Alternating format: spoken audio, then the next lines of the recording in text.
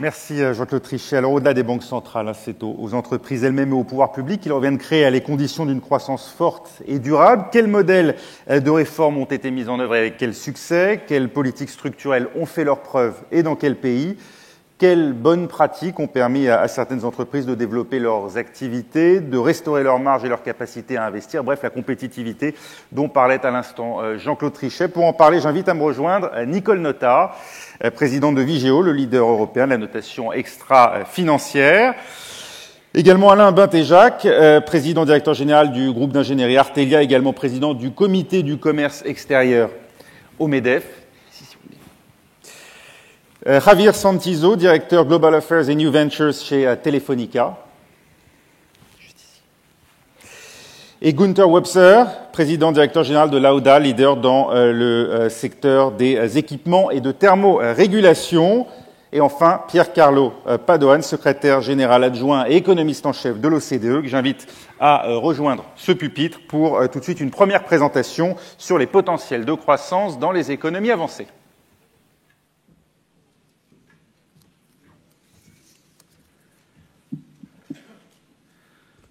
Mesdames, Messieurs, bonjour. Merci beaucoup pour l'invitation. Je m'excuse, je vais faire ma présentation en anglais, mais bien sûr, il y aura une traduction simultanée aussi pour la présentation. I'm very happy to be here, and I'm very lucky to be talking after President Trichet. He has given an overview of the crisis and the state of the economy as we see it now, which has made my job much easier than I expected, as I will certainly develop some of the points he has made with specific attention with respect to the euro area. The picture is very clear. Monsieur Pilou has already given the outlook which we share at the OECD. Growth seems to be back. It is certainly strong, although a bit less strong in the emerging economies. It is stronger, possibly, than expected in the United States. It is gaining steam in Japan. It is finally coming back to the euro area in almost all its members. And the big question that I'd like to develop is, one, should we expect growth in Europe to become sustained? So this requires looking at the process of adjustment that's been ongoing in the euro area and understanding whether or not what is going on will put growth on a more sustainable path than the one we have seen before the crisis and that eventually led to the crisis. This has a number of aspects, which I will very briefly go through.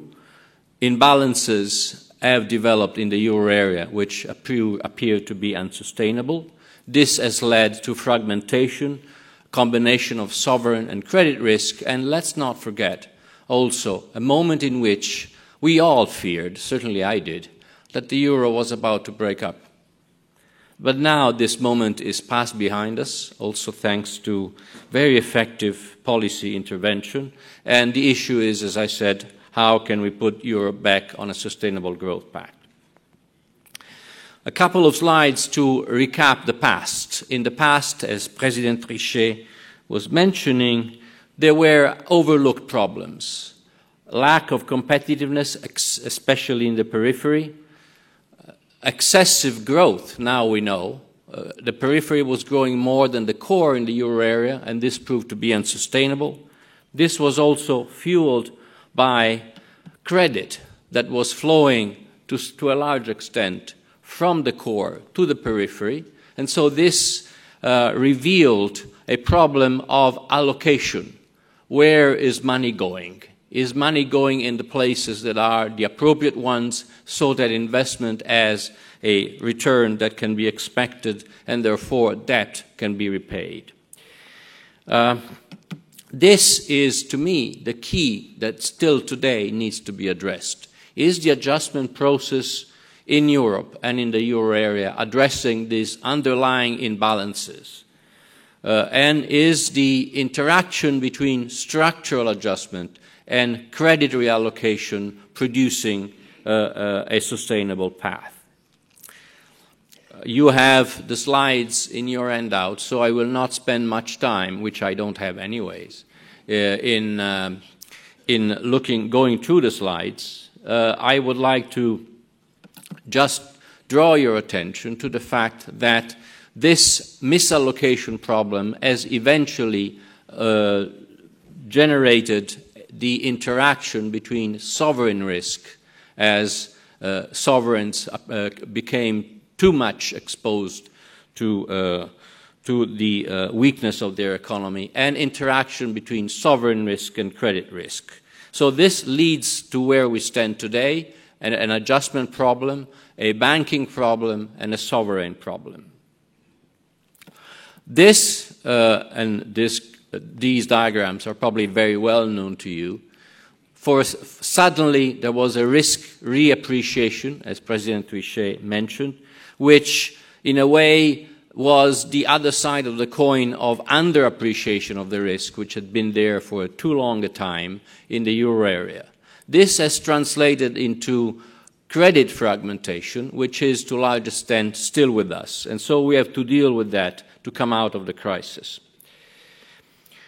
But I would like to spend the remaining time I'm allocated to discuss a point which I think is very much in the policy debate and which the OECD dedicates a lot of attention: the impact and design of structural reforms. First of all, let me say that there is a big divide in the euro area between the periphery, which is now adjusting in its current account, and the core, which is doing less so. I don't think that there is anything wrong if an economy is competitive. So the issue is not whether the core economies are too competitive. This would be real nonsense to say. The issue is whether we can design an adjustment process in Europe which is more growth-friendly for everybody. And the point is that the answer is yes. There is a structural agenda both for the core and the periphery in the euro area, which could be exploited and which could lead to a better allocation process. Just to mention one point, in surplus countries, the problem can be seen as an excessive competitiveness, but that is nonsense, I just said, or as a lack of investment. We think that in cases like Germany, investment could be raised and should be raised, and if that happens, then we have more growth, more rebalancing, and a benefit for the country that implements those reforms that are needed to boost investment. And indeed, reforms are producing adjustment, both in the periphery, especially in the periphery, and in the core. However, here there is one point which I'd like to draw your attention to. Structural reforms work better when they are introduced as packages. The obvious example is the complementarity between labor market reforms and product market reforms. Labor market reforms make wages more sensitive to conditions and more flexible so that they can adjust better. But if lower wages are not reflected in lower prices, then this does not really boost competitiveness and growth. So you need to have both product market liberalization and labor market adjustment and efficiency. And this is not always happening. Let me skip this slide. This is, if this happens, then we have done several calculations that show that combinations of product, labor, and where needed, social security system reform would lead to significant growth gains. So we are very confident that if the reform process goes on, Europe can not only regain growth with respect to the crisis, but also boost its long-term growth potential, which had been declining for some time, even much earlier than the crisis. The right-hand side panel here shows a measure we use at the OECD to assess how much of the reform program has been implemented. And here you can see something which is very well known. that reforms have progressed much more in the periphery of the euro area than with respect to the core countries. This country, Germany, have done much less reform than other countries and less than the OECD average. So there is a reform agenda for all in Europe and I would say elsewhere. Final point, do structural reforms work on their own? Well, they would work much better if the macroeconomic environment were more conducive to growth. Let me give you an example. If there is product market liberalization, there are investment opportunities that open up. But if credit does not flow to companies, then those investment opportunities may be left unexploited. And if expected growth is weak, expected profits for those companies are also weak from the point of view of demand, and therefore those reforms have a much weaker impact. The point is very simple. What Europe needs is a comprehensive strategy where we have structural reforms at the national level, progress in the credit system, the restoration of the credit channel, and here is where the banking union is relevant not only to separate the link between sovereign and credit, as we have seen, but also to facilitate the success of structural reforms. And finally, as President Trichet was recalling, given that fiscal consolidation has done much progress in Europe, we are entering a phase in which the fiscal stance will be much less a drag to growth as it has been in the recent past. So this point, and I would like to end here because my time is up, and I do not know what happens when that number reaches 0. I'm scared. So my final point is answering the question I put on the floor. Is Europe now growing towards a more sustainable path? Yes, if. Yes, if the policy agenda is fulfilled by all actors involved. National governments to push forward the structural adjustment program, agreement in Europe about a well-functioning and speedily set up banking union with all its pillars, including the single resolution mechanism, and fiscal consolidation which is achieved and maintained so that we finally move from a situation in which debt goes up into a situation in which debt goes down, and therefore we have all the conditions for a virtuous circle to be kicked off. Thank you for your attention.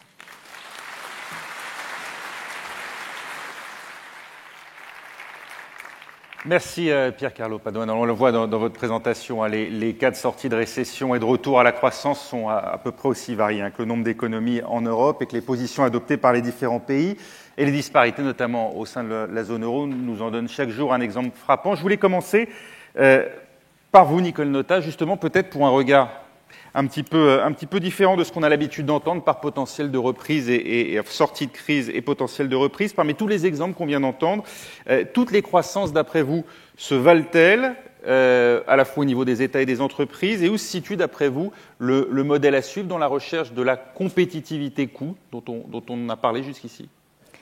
Bonjour. La compétitivité coût, je pense qu'elle est nécessaire. Elle fait partie évidemment des conditions dans lesquelles les entreprises peuvent gagner la bataille dans le monde. Et le projet que le gouvernement a en France, finalement, de ne plus faire porter le financement des allocations familiales sur le coût du travail, me semble tout à la fois logique et nécessaire. Logique parce que on n'est plus en 1945 quand on a créé nos systèmes de protection sociale, et à l'époque il fallait bien prendre l'argent de ce financement quelque part. Si on avait aujourd'hui à construire ce système de protection sociale, on n'aurait plus l'idée de faire porter ce financement sur les entreprises elles-mêmes. Donc je crois que c'est logique du point de vue de la finalité, et c'est bien sûr nécessaire du point de vue de la capacité, ou je dirais de l'oxygène qui peut être donné aux entreprises françaises en particulier par rapport à ces écarts de compétitivité. Mais autant c'est logique et nécessaire, autant je dirais que ce n'est pas suffisant pour garantir les conditions dans lesquelles les entreprises françaises peuvent tirer leur épingle du jeu en matière de compétitivité, mais aussi en matière de développement de leur propre croissance et donc de la croissance globale. Je crois que ce n'est pas suffisant parce que tout dépend après de ce que l'on fait de cet effort qui aura été fait pour diminuer, appelons un chat en chat, le coût du travail. Et je crois que si les entreprises, mais beaucoup d'entre elles ont entamé cette réflexion parce qu'on est dans la microéconomie et que je crois qu'une fois que l'environnement macroéconomique a fait ce qui devait être fait, c'est aux entreprises et à la microéconomie de faire la preuve qu'elles vont effectivement contribuer, comme Jean-Claude Trichet les y appelait, au développement de cette croissance. Or, aujourd'hui, on est entré dans une crise avec un type d'économie et un mode de croissance. L'économie et les modes de croissance de demain ne sera plus celui-là. Et les entreprises qui n'ont pas encore engagé cette réflexion et ces actions, par rapport aux conséquences, par exemple, des questions de changement climatique, des questions de mixte et de transition énergétique, des problèmes qui sont ceux de la rareté, je viens de parler de ressources naturelles, on peut parler aussi de l'eau, globalement de ce que sont l'accès pour un grand nombre de populations mondiales, de l'accès aux biens essentiels.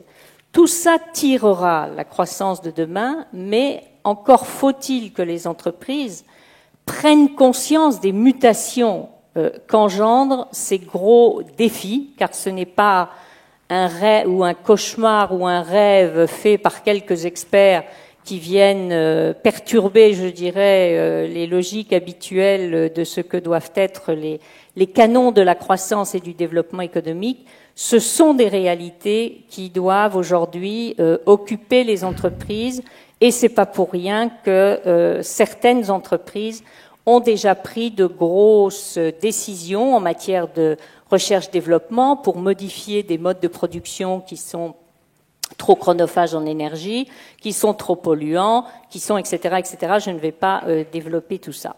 Je voudrais aussi indiquer dans les conditions de la croissance des entreprises, y compris des pays développés, il est clair maintenant que, je dirais, tout le monde est connecté et l'économie mondiale et la globalisation de l'économie fait que la manière dont se comportent les uns, par exemple en Europe, n'est pas sans agir aussi sur les conditions dans lesquelles où se développe la croissance et le type de croissance dans d'autres pays, par exemple les pays émergents ou en voie de développement.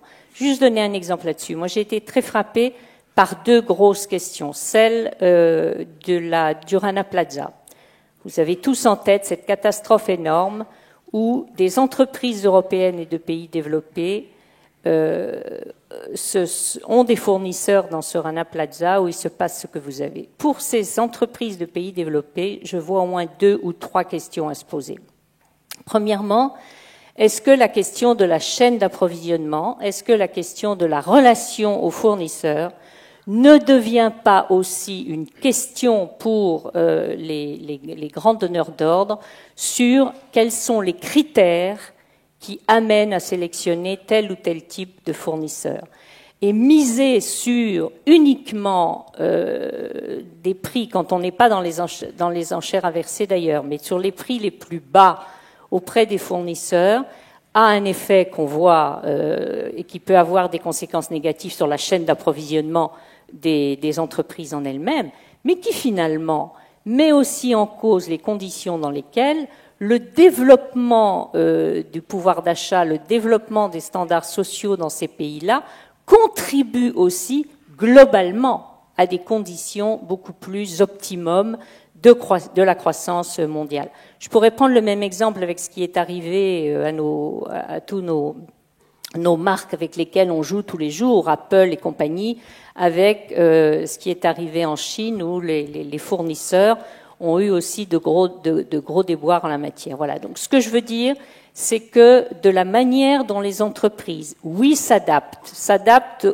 pour être compétitives, mais anticipent aussi sur ce que doit être et ce que sera le modèle de croissance de demain. Et là, elles seules peuvent, mais on peut les y inciter, mais elles seules sont vraiment, je dirais, aux manettes. Celles qui avancent dans ce sens-là sont, me semble-t-il, des entreprises qui tireront leur épingle du jeu en termes de croissance et qui permettront de tirer une croissance globale au niveau des pays, de l'Europe et bien sûr du monde entier. Now I'd like to turn it over to Gunther Webser to reflect on your experience at the head of Lauda. Let me say just a few words about your company to introduce you to the audience. Lauda is a global leader in the manufacturing of thermostats and temperature and monitoring devices for the industry, a company, a private company whose ownership has remained within your family ever since its creation. That was about 60 years ago. It now employs, correct me if I'm wrong, about 400 people across the parent company and its 8 subsidiaries for an annual sales numbers of 60 million euros.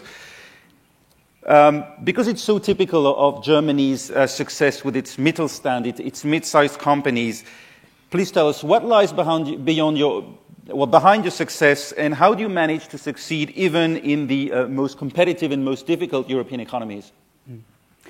Je comprends français, bon, mais je préfère parler anglais, comme Monsieur Paduan. Yes, thanks for the invitation. I think I'm invited because our company is representing the German Mittelstand, the small and medium-sized companies. In Germany, we have about 1,500 world-leading companies. We are one of them.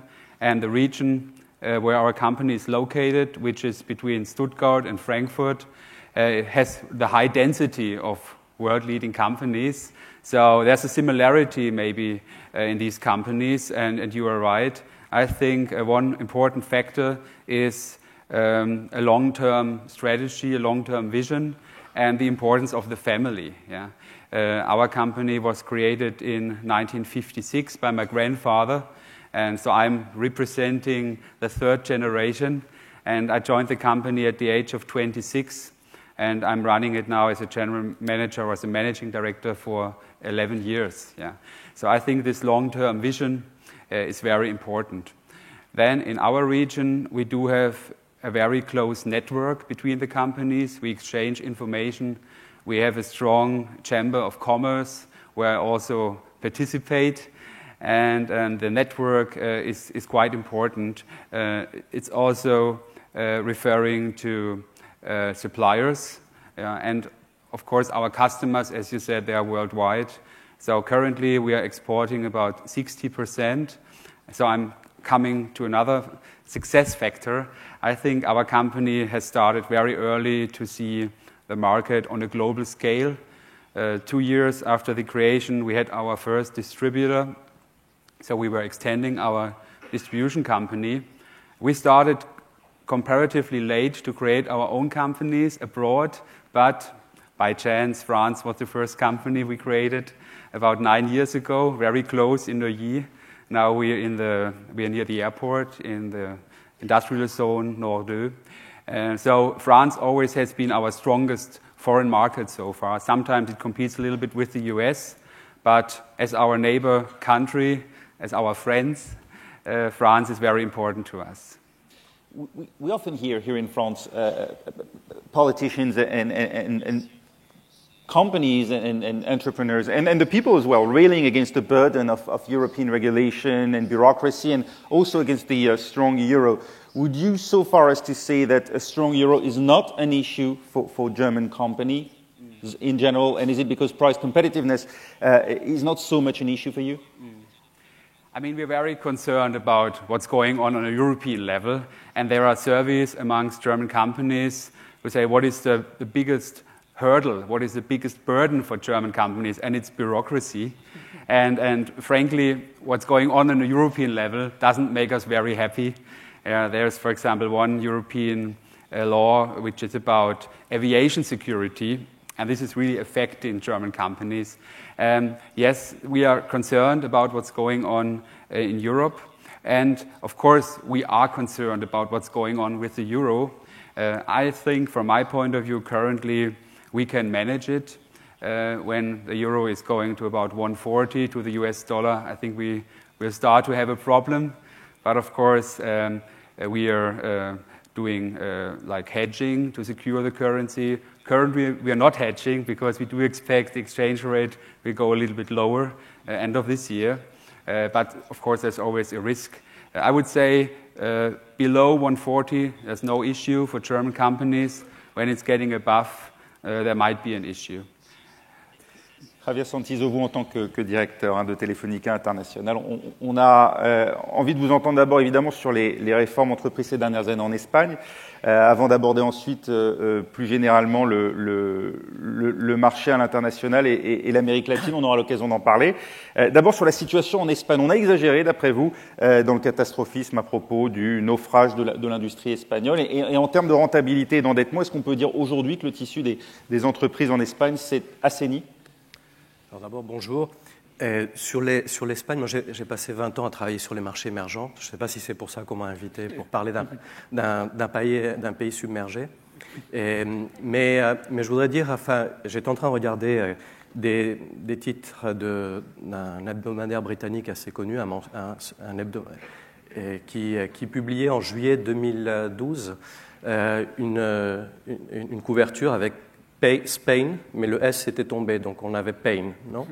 Et à l'époque, l'Espagne avait un spread, enfin une prime de risque de 600 points de base, un peu plus de 600 points de base. Aujourd'hui, on a à moins de 200 points de base. Et on a évidemment un virage à 360 degrés, ou à 190 degrés, comme on veut le mettre, sur la perception qu'on a sur le pays. Et je pense qu'il faut aussi détruire beaucoup de mythes sur l'économie espagnole. Il faut peut-être commencer à recentrer un peu de raison, parce qu'il y a eu, évidemment, on est parti un petit peu dans tous les sens. Les mythes sur l'économie espagnole, je ne vais pas vous assommer de données macroéconomiques, mais je vais plutôt aller sur des exemples très concrets. J'ai une présentation avec 50 slides, comme de toute façon on m'a interdit de présenter des slides, donc c'est assez simple. Si vous prenez 200 ans d'histoire économique espagnole, donc une série longue, à l'OCDE, quand j'y étais, on a travaillé avec Madison là-dessus, donc sur des séries très longues. L'Espagne, en gros, est un pays très pauvre jusqu'au milieu du XXe siècle. En 1960, autour des années 60, l'Espagne a un PIB par habitant de l'équivalent de 4 000 et quelques dollars. C'est très très faible. Aujourd'hui, l'Espagne a un PIB par habitant, même au moment de la crise, c'est-à-dire en rabotant déjà avec la crise, de l'équivalent de 29 000 dollars par tête d'habitant. Alors si on traduit en euros, mais surtout ce qui est important, c'est vous donner un peu l'immensité du chemin fait. En 50 ans, l'Espagne a créé l'équivalent en richesse du PIB nominal de la Norvège ou de la Suède. Ce qui a été détruit, c'est l'équivalent, dans les 4-5 dernières années, l'équivalent du PIB nominal de la Croatie. Si on compare avec l'Allemagne, qui est évidemment un point de référence en Europe, depuis l'entrée de l'Espagne dans l'Union européenne, vous avez un pays qui a convergé de manière accélérée avec l'Allemagne. Avant la crise, on était à 1,06 de convergence en termes de PIB par habitant avec l'Allemagne, c'est-à-dire pratiquement une convergence parfaite. Donc vous avez une économie qui a énormément convergé. Évidemment, maintenant, on a divergé. D'ailleurs, comme d'autres économies européennes, on se retrouve dans un niveau, disons, de développement économique macro équivalent aux années 2002-2004. C'est aussi le chemin qu'a pris l'Angleterre, ce n'est pas seulement l'Espagne.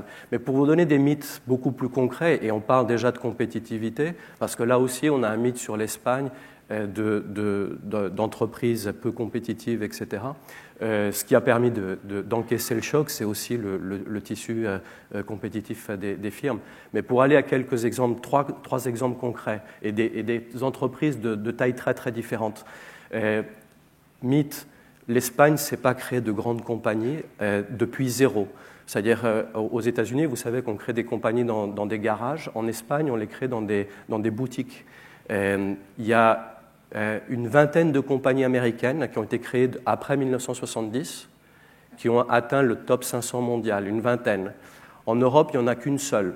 C'est-à-dire, le problème n'est pas seulement espagnol, il est européen. On n'arrive pas à générer de très très grands groupes depuis zéro.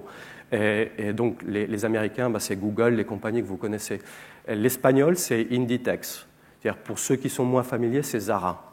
D'accord ? Qui est né dans une boutique, dans une rue, perdue au nord de l'Espagne. D'ailleurs, à l'époque, tous les économistes, et merci Monsieur Ortega de ne pas avoir écouté les économistes, et on leur disait à nous Européens, vous savez, le secteur textile, c'est un secteur traditionnel, il est fichu pour vous, c'est pour les Indiens, c'est etc. Ben, vous avez quelqu'un qui est dans un coin de l'Espagne, dans un coin de l'Europe, crée un des plus grands groupes européens, en tout cas le plus grand groupe européen créé depuis 1970.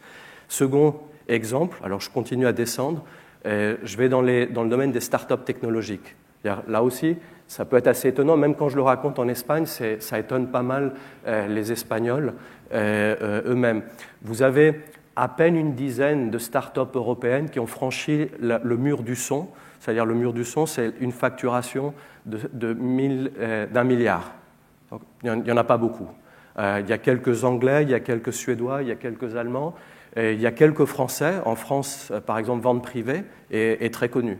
Ils ont franchi ce mur. L'une des plus grosses facturations européennes dans le monde des startups, 3 milliards, c'est-à-dire le double de Vente Privée, pour vous situer, c'est une start-up espagnole qui s'appelle Odigeo. Ici, ils sont connus sous le nom de GoVoyage. Dernier exemple, encore plus micro, alors micro-entreprises, enfin des entreprises vraiment de démarrage. Et c'est pour illustrer aussi le fait que l'Espagne est un bon terrain pour attirer des entrepreneurs, pour attirer des entreprises, parce que vous avez des actifs qui sont là, notamment la qualité de vie, le soleil. De toute façon, même avec une crise, ça ne disparaît pas.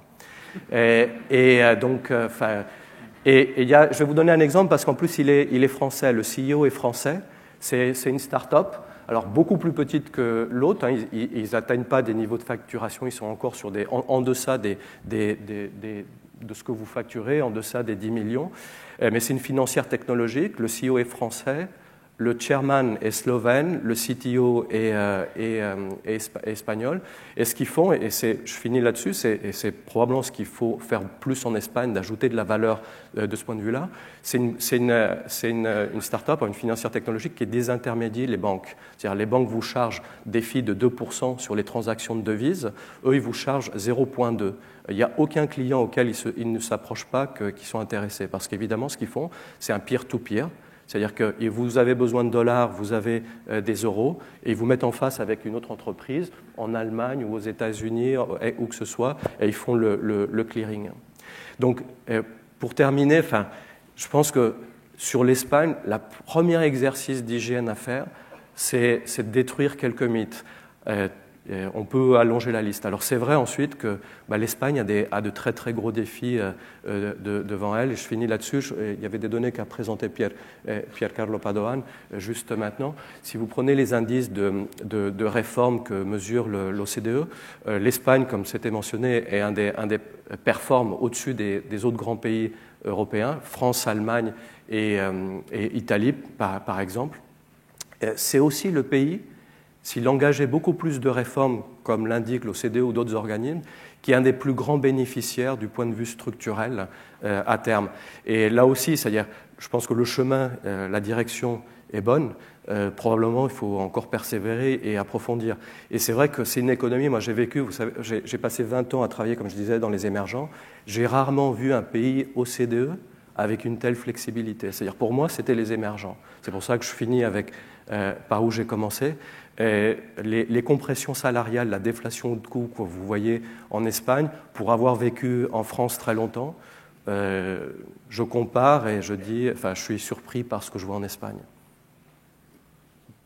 Alain Batéjac, je voudrais vous interroger à la fois pour votre expérience évidemment de chef d'entreprise à la fois en France et à l'international à la tête d'Artelia, mais également votre longue expérience des questions liées au commerce extérieur à la DRE, au ministère de l'Industrie et du Commerce extérieur également, et puis aujourd'hui donc au comité commerce extérieur du MEDEF. Pour résoudre son double déficit à la fois commercial et budgétaire, la France peut-elle d'après vous tirer, et quels enseignements peut-elle tirer de ce qu'on vient d'entendre, un ajustement rapide, d'aucuns diront brutal, à l'espagnol, qui porte évidemment en grande partie sur le coût de la main-d'œuvre, mais pas seulement, c'est ce que vient de nous rappeler Javier Santiso, ou bien sur le plus long terme, une spécialisation sur des segments de valeur ajoutée à travers des entreprises intermédiaires, de taille intermédiaire, comme l'ont fait les Allemands, sans pour autant évidemment négliger la question des coûts. Écoutez, je crois qu'effectivement la France est certainement dans une situation assez intermédiaire géographiquement et économiquement entre l'Espagne et l'Allemagne, mais une problématique spécifique. Une des questions qui se posent généralement quand on écoute des exposés comme celui de Jean-Claude Trichet ou de M. Padoan, c'est évidemment toujours un plaidoyer sur des réformes structurelles importantes. Il faut faire des réformes structurelles. Et on a souvent, en sens inverse, une partie de l'opinion française qui dit non, parce qu'on assimile souvent réforme structurelle à austérité et on oppose austérité et croissance. Ce que nous pensons, c'est que c'est un faux dilemme et qu'il faut absolument mener, alors, à notre rythme, avec nos caractéristiques particulières, des réformes structurelles importantes pour adapter l'économie française. Et c'est ce que nous ressentons en tant que chaîne d'entreprise au contexte actuel. Le problème, c'est effectivement, pour l'économie française, c'est comment retrouver le chemin de la croissance, de l'emploi et du niveau de vie dans un contexte mondialisé, dans une économie ouverte. C'est difficile, mais il nous semble des choses assez évidentes qu'on rappelle toujours dans la doctrine du MEDEF, mais je la rappelle parce que c'est important, c'est que c'est basique, c'est que si on veut de la croissance de l'activité, si on veut de la croissance de l'emploi et du niveau de vie, il faut que les entreprises se développent, donc il faut renforcer la compétitivité des entreprises. Et pour renforcer la compétitivité des entreprises, il faut renforcer la compétitivité du système, de l'écosystème français, de l'économie française dans son ensemble, y compris ses structures publiques, et ce n'est que comme ça qu'on y arrivera. Et donc, conclusion de cela, évidemment, il faut des réformes structurelles et il faut se lancer dans un certain nombre de domaines, puisque si on fait un constat rapide, aujourd'hui, Jean-Claude Trichet parlait du début de la crise en 2007. Si on regarde les chiffres en 2013, je ne vais pas vous acclamer le chiffre, j'en vois un seul simplement. Le niveau du PIB de la France en 2013, c'est le niveau exact de 2007. C'est-à-dire qu'avec des hauts et des bas, on est à une croissance zéro. Et si on regarde même le PIB par habitant, il a légèrement baissé sur la période. Sans parler effectivement du déficit du commerce extérieur. J'ai vu qu'il y avait un ancien président de la COFAS qui disait dans le Monde hier que c'était pas un problème, mais je crois en tout cas que c'est un problème sur le fait que ça reflète la compétitivité, le différentiel de compétitivité entre les pays, et donc là, on se sent vraiment en situation difficile, et évidemment, un niveau de dépenses publiques, 57% du PIB. Je rappelle qu'en 1995, le niveau de dépenses publiques par rapport au PIB était à peu près le même entre la France et l'Allemagne, et aujourd'hui, il doit y avoir 12 points de PIB d'écart.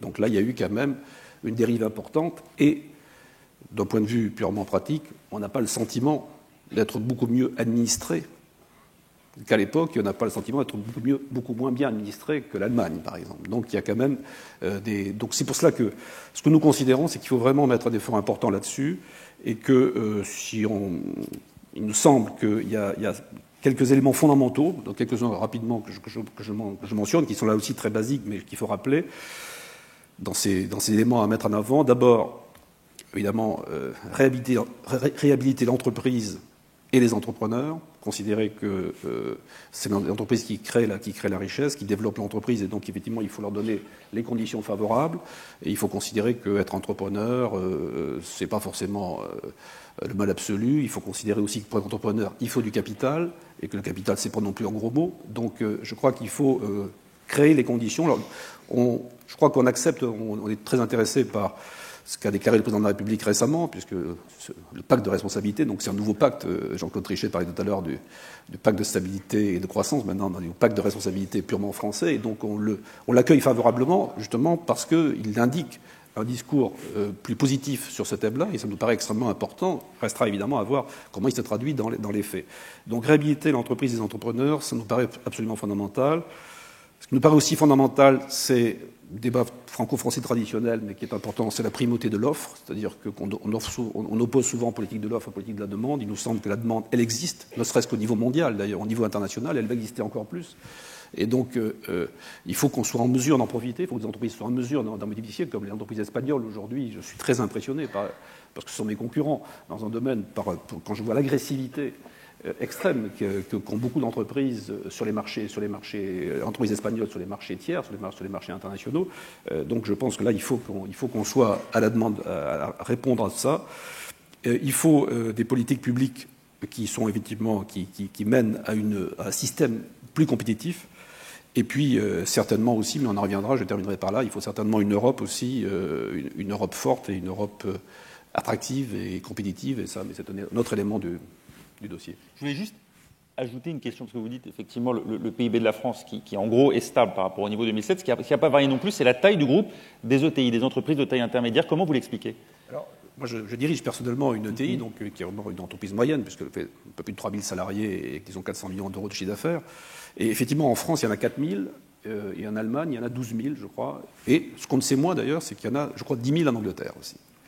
Alors effectivement, je crois que ce sont des entreprises qui sont vraiment, d'ailleurs, souvent montrées comme des fers de lance, le Mittelstand allemand, notamment à l'export, à l'international, ce que je crois, évidemment, personnellement, d'ailleurs, on fait des efforts tous dans ce domaine. La vraie question, d'ailleurs, n'est pas de convaincre les chefs d'entreprise, contrairement à ce que certains pensent, de ces entreprises-là, à faire plus d'export. Ils sont déjà convaincus par eux-mêmes de le faire. La vraie question, c'est de créer plus d'entreprises, de faire que plus de PME deviennent des entreprises de taille intermédiaire. Et là, je crois qu'il y a de multiples obstacles. Il y a les fameux seuils sociaux, il y a les règles fiscales en matière de transmission.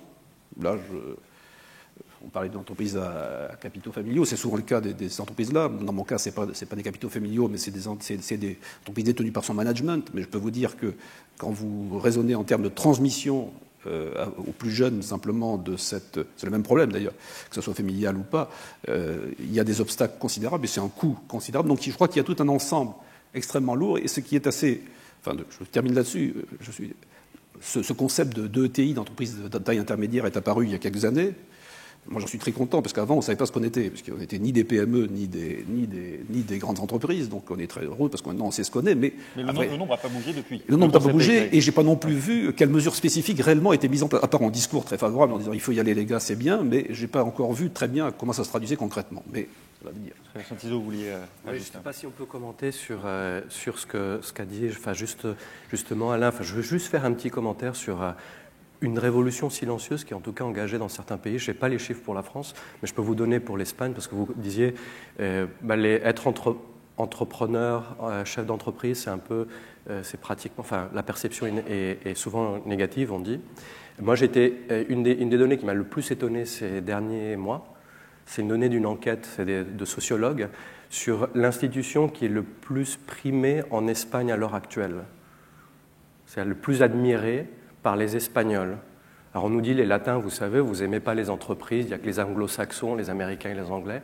La première institution qui est prisée, appréciée par tous les Espagnols, 90%, c'est les PME, enfin les PME, les chefs d'entreprise, les entreprises, etc. Et c'est assez étonnant parce que quand vous comparez avec les États-Unis c'est 65%. Et je pense qu'il est en train de se passer, il y a de très très profonds changements. C'est-à-dire, c'est pas seulement ce que vous lisez dans les journaux. Je sais pas, j'ai pas les chiffres pour la France. Peut-être aussi qu'on a des changements en France, mais évidemment, on est en train de découvrir que les chefs d'entreprise, les entreprises, les PME, c'est celles qui génèrent de l'emploi. Et si votre problème numéro 1 c'est l'emploi, vous commencez à visualiser ou apprécier de manière très très différente ceux qui sont sur la frontière, au front dans ce domaine-là, et c'est les chefs d'entreprise. Piercarlo Padoan, after this first roundup, it's striking to see just how everyone seems to agree on the prescription to kickstart economies still stuck into recession and those that have already started to recover and rebound.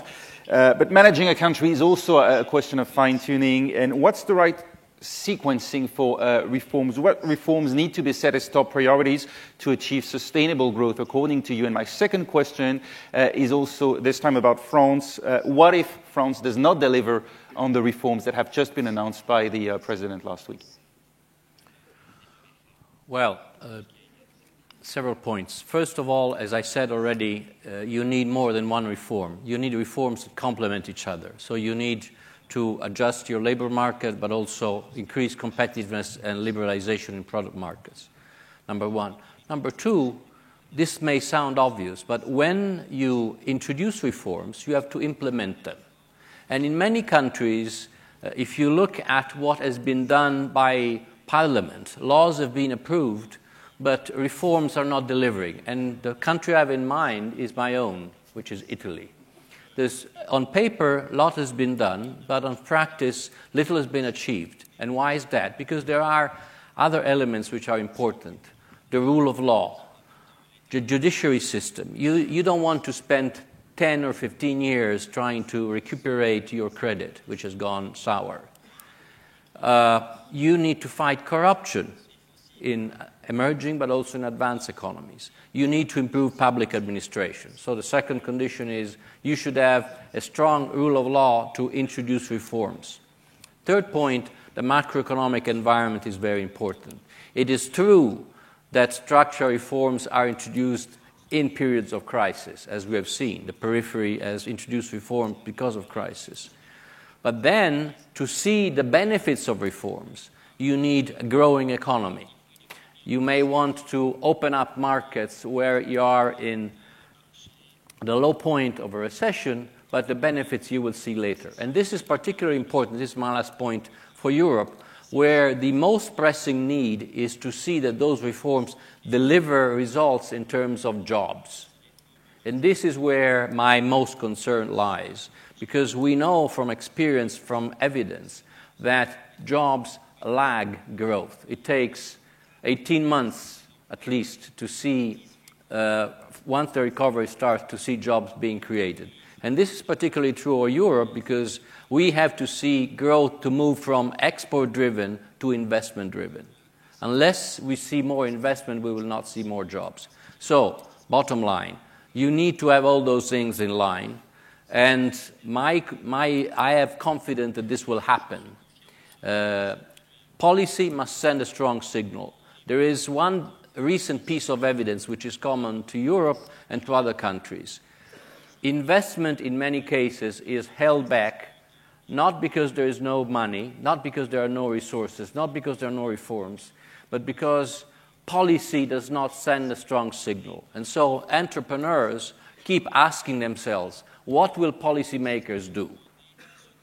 If they are convinced that policymakers, number one, will do the right things, and number two, will deliver what they promise, then investment goes up. Political uncertainty is one of the new variables economists are watching very carefully. So in any country, including this country, reforms may be going in the right direction, measures may be going in the right directions, they have to be implemented. Otherwise, they will not deliver. It sounds obvious, but it's so overwhelming, the evidence, that I would like to repeat it. And by stressing the importance of supply over demand, do you think that the French president last week has sent the right signal to companies? To be very frank, if you allow me, I think that this dispute between supply versus demand is a non-starter. We need both. It's as simple as that. Nicole Notat, quel est le rôle justement de l'État dans la capacité des entreprises à améliorer cette compétitivité hors coût dont vous nous parliez tout à l'heure? L'État a un rôle sur la fiscalité, l'État a un rôle sur les conditions, je dirais les contraintes administratives, enfin tout ce qui est largement sur la table en ce moment en France. Donc il y a bien un rôle de l'État pour participer à cette évolution de la compétitivité des entreprises et donc au potentiel de croissance derrière. Mais il me semble, et ça, moi je mettrais plutôt ça à l'actif de l'État aujourd'hui, parce que ce qu'on voit dans les pays qui ont réussi leurs réformes, ce sont des pays où le cap des réformes, la nécessité de la réforme, le fait de les nommer et de les expliquer a été fait. Je pense à l'Europe du Nord, mais je pense aussi à l'Allemagne. Mais en même temps, il y a derrière des relais pour l'action qui sont les conditions de la réussite de la réforme. Donc il faut certes que l'État soit clair, donne le cap, s'y tienne, ne change pas d'avis, etc. Tout ça, on en est bien conscient. C'est vrai pour la réforme de l'État, les dépenses publiques doivent diminuer, ce qui suppose réorganisation, mais il faudrait traiter en même temps de quels services publics avons-nous besoin et de quelle efficacité des services publics avons-nous besoin. C'est un ensemble qu'il faut traiter en même temps, alors qu'en France, on a l'habitude de ne parler que du début, de l'objectif à atteindre sans véritablement penser la méthode de la réforme, c'est-à-dire les conditions de la réussite de la réforme. Et de ce point de vue-là, quand on parle réforme marché du travail, vous avez une méthode qui est sûre d'échouer. C'est si demain les députés se saisissent du Code de travail et à coup de serpe décident de changer tel ou tel aspect du Code du travail. Il y a une méthode qui me semble beaucoup plus efficace. Alors évidemment, intellectuellement, on peut penser « oh là là, elle est plus lourde, elle est plus lente ». Oui, mais enfin, une réforme qui part d'en haut et qui échoue, elle n'est pas très efficace. Donc l'implication des acteurs, c'est vrai des collectivités locales par exemple pour la réforme là qui vient d'être lancée par le président sur le millefeuille administratif. Mais c'est vrai avec les partenaires sociaux. quand les partenaires sociaux négocient des conditions de flexibilité possible dans l'entreprise, d'organisation du travail, y compris d'évolution des effectifs par rapport à des gros enjeux de mutation de l'entreprise, je crois qu'on est dans les conditions de la réussite de la réforme réelle sur le terrain, au niveau microéconomique. Donc moi, il me semble que le sujet en France, il est certes d'être très au clair et de ne pas ergoter sur le principe qu'il faut des réformes structurelles, mais ça, il y a encore effectivement du travail à faire pour que ça fasse consensus plus que dissensus. Mais justement parce qu'on a dissensus sur l'objectif, il faut qu'on soit très performant sur la méthode de réalisation, c'est-à-dire sur l'implication des acteurs qui sont, me semble-t-il, les mieux à même, dès lors qu'ils en aient la volonté, que le cadre a été tracé, de pouvoir faire avancer les réformes en question. Et j'insiste, l'Europe du Nord, c'est pas un hasard si elle réussit bien ce type de réforme. C'est que l'Europe du Nord a dans ses gènes une forte contribution de la négociation collective, des partenaires sociaux, etc. Et d'une certaine manière, le système allemand, qui fait que les syndicats sont très intégrés à l'entreprise au niveau des discussions économiques, etc., est un facteur de succès. Alain Batéjac, le MEDEF a salué le pacte de responsabilité annoncé la semaine dernière par François Hollande à sa conférence de presse. On imagine que la suppression des allocations des cotisations familiales est une bonne nouvelle pour une entreprise comme Artelia qui emploie plus de la moitié de ses salariés sont des ingénieurs ou des docteurs, donc a priori des cadres payés très largement au-dessus du SMIC qui ne bénéficiaient pas jusqu'à présent des allègements de cotisations. Tout à fait. Au niveau des bas salaires, ça on l'imagine. Globalement, ça va permettre de créer combien d'emplois? Il y a un débat qui s'est engagé en France. Le MEDEF ne veut pas s'engager sur le chiffre exact. Arnaud Montebourg lui dit 1,8 million. Oui, je sais pas. Moi, je ne fais pas non plus de pronostic de chiffres. C'est le rôle des partenaires. Vous pensez qu'on peut arriver par la négociation sociale, par le dialogue social, à fixer des objectifs chiffrés en matière de création d'emplois? Parce que le chef de l'État parlait d'objectifs globaux, mais également de négociations au niveau des branches. Je crois que c'est objectivement, je m'exprime en nom personnel, je pense que c'est très difficile de fixer un objectif comme cela de manière bureaucratique et je crois que c'est pas ça la vie des entreprises. Ce qui est en revanche possible dans un accord d'entreprise, et c'est là qu'effectivement le dialogue social est extrêmement important, et là ça peut être donnant-donnant, c'est des échanges qui permettent d'améliorer le système. Et d'ailleurs, il y a eu des exemples récents qui montrent que même en France, on y arrive, puisqu'il y a eu l'accord national interprofessionnel sur le marché, sur le conditions de travail. Il y a eu l'accord sur la formation aussi qui a été signé tout récemment, qui change quand même pas mal les conditions de la formation professionnelle et qui allège et qui assouplissent. Et là, on a eu un accord, enfin, pas de tous les partenaires sociaux, mais en tout cas de pas mal de partenaires sociaux. En tout cas, je pense que du côté de MEDEF et du côté des organisations patronales en général, je crois qu'on est prêt à jouer le jeu et à essayer d'être partenaire de ce pacte, en quelque sorte, pour améliorer les choses. Se donner des objectifs chiffrés, je pense que c'est, enfin, ma petite expérience maintenant de ce genre de choses, et on se rappelle des déclarations et des engagements nombreux d'il y a longtemps aussi dans ce matière, je ne crois pas. En tout cas, que ça crée les conditions favorables à la création d'emplois à long terme, je pense que c'est bon, mais comme le disait M. Padoan, c'est vrai qu'il y a parfois un écart dans le temps entre les mesures qui sont prises et les conséquences en termes d'emploi. Et il faut tenir cette période-là. Gunther Robser, Germany is often taken as an example, and just a few seconds ago, Nicole Notta mentioned it once again of a country where employers and employees manage to negotiate on the most important issues for them. How is it possible, when their objectives may sometimes appear as somewhat contradictory, how can they still manage to reach agreements at every company's level? And I have a second question. Among those several reforms currently under discussion in France, there's one regarding the training of the workforce, how employees can acquire new skills throughout their career and regardless of whether they're currently being employed or unemployed. For a company like yours, in order to manufacture high-value products, you need highly skilled workers. How would you rate the German higher education and vocational training system compared with what you know of other European countries? I think mentioning the trade unions is a good example of what Germany did maybe 10 years ago, the so-called Agenda 2010 of the Schröder era, because at that time we were the ill man in Europe, so to speak. Germany was not very well mentioned. And then I think the political parties, together with the trade unions, with the company, made a big effort to change things, to speed up the economy and to liberalize the labor market. And nowadays, we have a very close relation to the labor representatives, and I think that might be a difference to France. In Germany, most companies do have an elected labor representative, and from 200 people up, he was working full-time. So we have one full-time labor representative in our company, and he's also the contact person to the trade unions, which is organized on a more regional level.